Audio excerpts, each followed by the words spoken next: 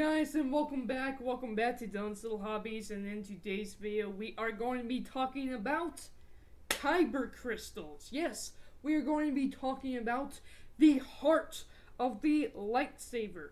So, for those of you who don't know, I actually made a fan-made book called Star Wars The Rise. In that book, I'm basically exploring the beginnings of all of Star Wars, and there's a whole bunch of different stuff in there that I want to talk about.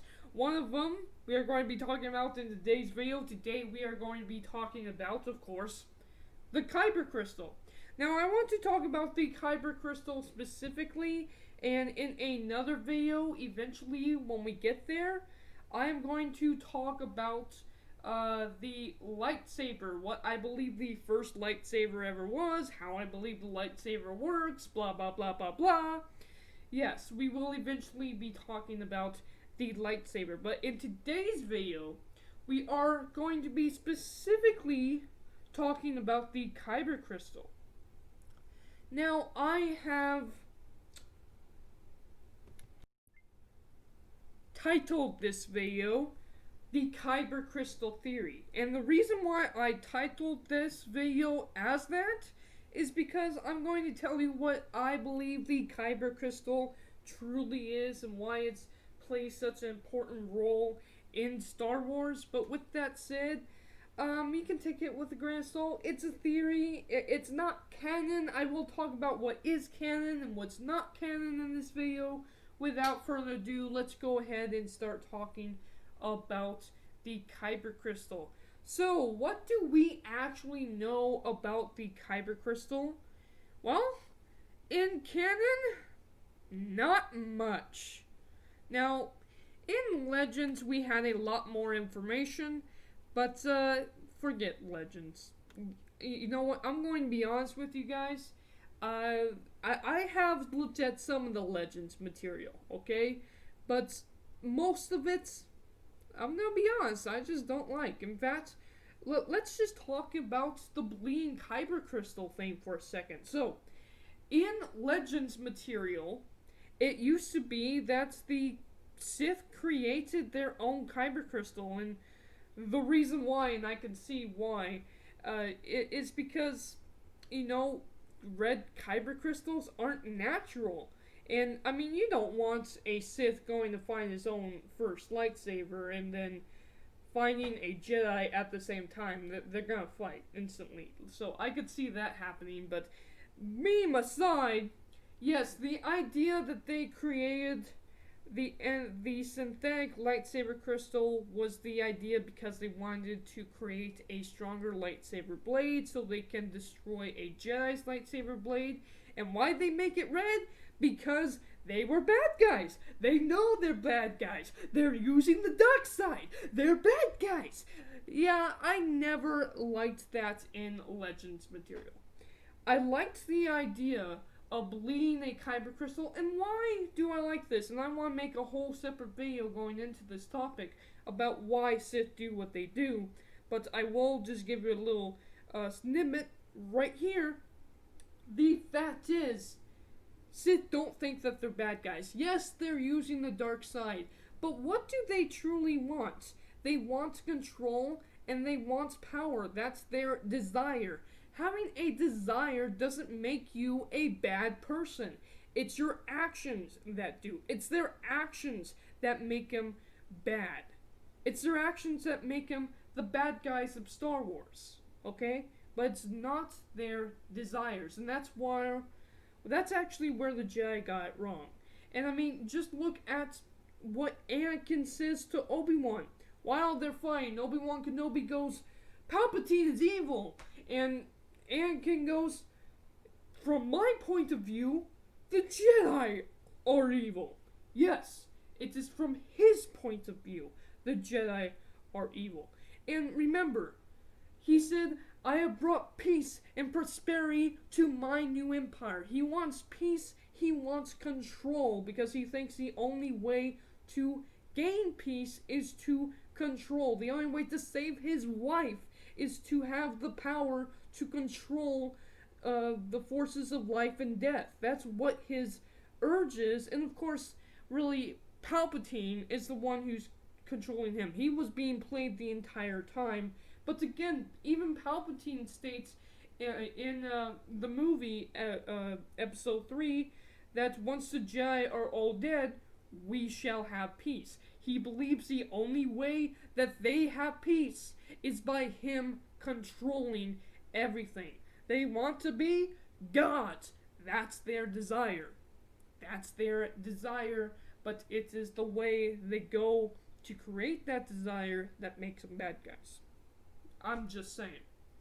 Now, when it comes to the kybercrystal, it makes sense that what they do is they just find their greatest enemy, steal their kybercrystal, cut the kybercrystal's connection to their opponent, steal it, and bend it to their will, bending it to their control, not letting the crystal connect to anything but bending it, telling it what to do. You don't do that to your wife, right? You're not supposed to do that to your kybercrystal, and that makes the kybercrystal bleed. And what's the color of blood? Red. They're bloody crystals. Literally bloody crystals. I like that. Sure, the whole bleeding a crystal sounds kind of cringeworthy, but I really like it in canon. Also, I really like the fact that in canon, the way you get a white crystal is by purifying a bleeding crystal. I found that interesting as well. But without further ado, let's just get into what I believe the kybercrystal truly is. Let's get into the theory. So what I do believe a kybercrystal 100% truly is a living organism, an inanimate living organism. Yes, they're inanimate objects, right? They don't move on their own, right? The thing is, we have both biological forms and mechanical forms in the forms of droids. There's mechanical life as well, and biological life in the Star Wars universe. But there should be inanimate object life as well. We just never think of it as that. Yes, the kybercrystal is a living organism in of itself. But it's not biological. It's something else. It's literally a crystallization form of life, basically, is what I believe the kybercrystal is. And just like all life, it can produce the Force. Yes, all the Force really is, and people tend to forget this all the time, the Force is energy.